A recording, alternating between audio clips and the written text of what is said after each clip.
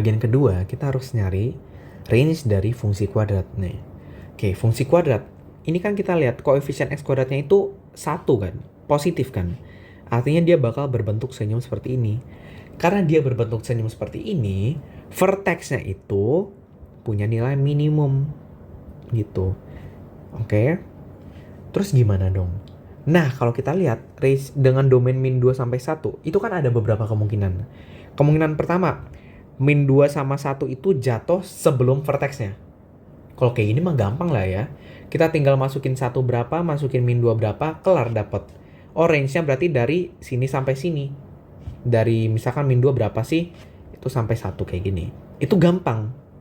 Yang kedua, yang juga gampang, kalau min 2 sama satunya ada di, dua-duanya ada di kanan. Jadi ini min 2, ini 1. Sama juga. Range-nya bakal tinggal ngikutin langsung nih. Yang bakal jadi masalah adalah ketika min 2 sama 1 itu ada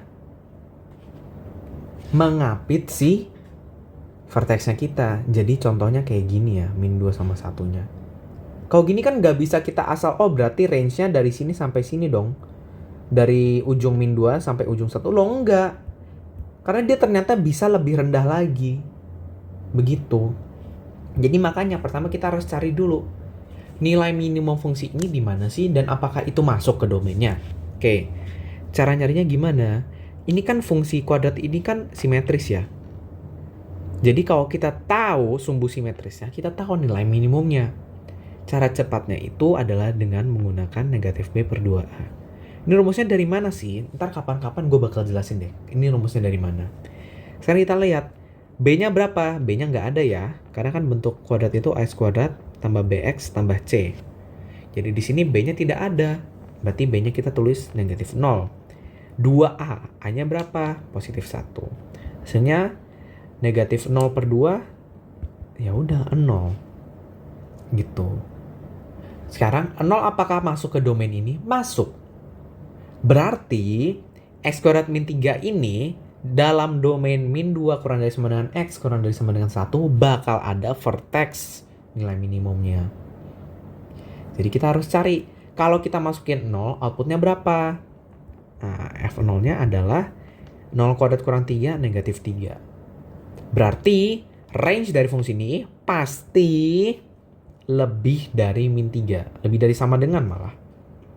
Karena 0-nya masuk kan. Kita bisa dapat nih min 3. Gitu. Sekarang kita tinggal cari nih, batas atasnya di mana sih?